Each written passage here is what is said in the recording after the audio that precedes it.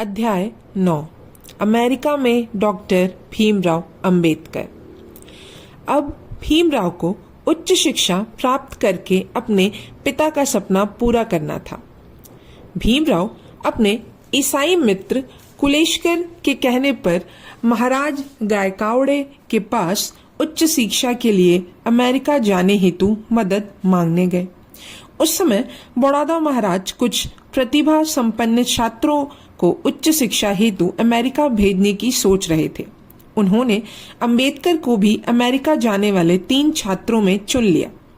महाराज ने अंबेडकर से एक अनुबंध करवा लिया कि शिक्षा पूरी होने के बाद उन्हें स्वदेश लौटकर 10 साल तक बड़ौदा राज्य की सेवा करनी होगी। भीमराव ने महाराज का यह प्रस्ताव स्वीकार कर लिया।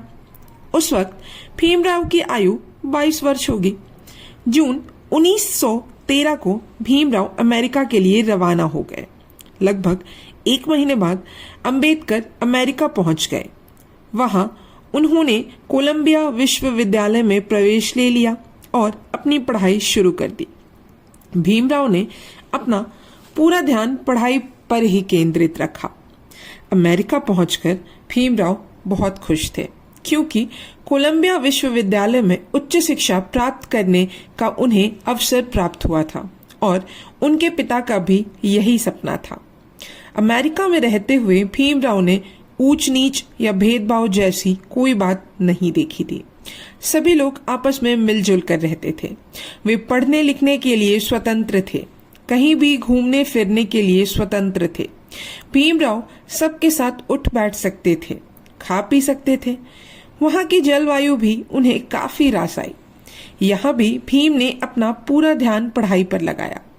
विश्वविद्यालय के सभी लोग उनकी मेहनत और लगन से काफी प्रसन्न थे।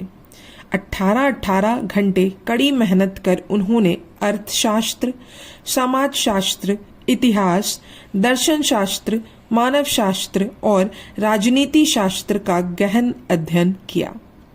भीमराव अमेरिका में समानता और स्वतंत्रता का अनुभव कर रहे थे, परंतु भारत में उनके साथ ऐसा नहीं था।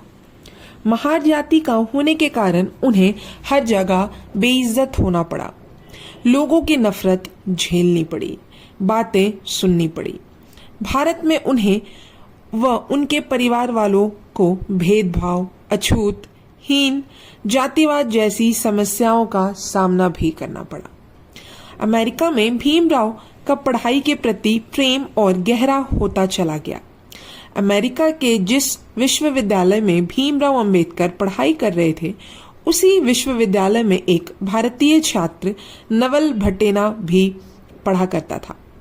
वह भीमराव को पढ़ाई के प्रति इतना प्रेम देखकर बहुत प्रभावित हुए। नवल भटेना खुद भी प्रथम श्रेणी के छात्र थे। उन्होंने अंबेडकर को अपने कमरे में साथ रहने का प्रस्ताव दिया। अंबेडकर ने उनका प्रस्ताव स्वीकार कर लिया। कुछ ही दिनों में नवल भटेना और अंबेडकर में अच्छी मित्रता हो गई। अब अंबेडकर के जीवन में 2 सच्चे मित्र थे। पहला भारत में ईसाई मित्र कुलेशकर और दूसरा अमेरिका में पारसी मित्र नवल भटेना। इन दोनों मित्रों ने जीवन पर अंबेडकर का साथ दिया। सन 1915 में भीमराव ने कोलंबिया विश्वविद्यालय से अर्थशास्त्र व समाजशास्त्र की उपाधि प्रथम श्रेणी से उत्तीर्ण कर ली। इसके बाद वह पीएचडी की तैयारी करने के लिए मई 1916 में डॉक्टर गोल्डनवेफर ने एक विचार गोष्ठी आयोजित की। इस गोष्ठी में अंबेडकर ने अपना लिखा एक निबंध पढ़ा। उस निबंध का नाम था कास्ट इन इंडिया, भारत में जातियां।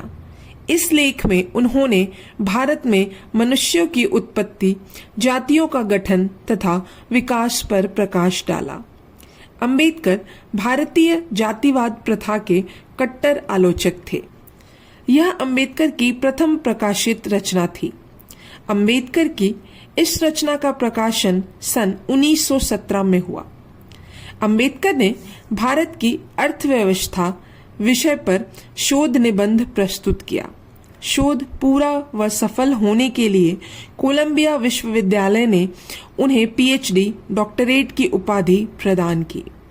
डॉक्टरेट की डिग्री लेने के बाद उनके नाम के साथ डॉक्टर जुड़ गया और उनका नाम डॉक्टर भीमराव अंबेडकर हो गया। यह अध्याय यहीं पर समाप्त होता है। तब तक के लिए धन्यवाद।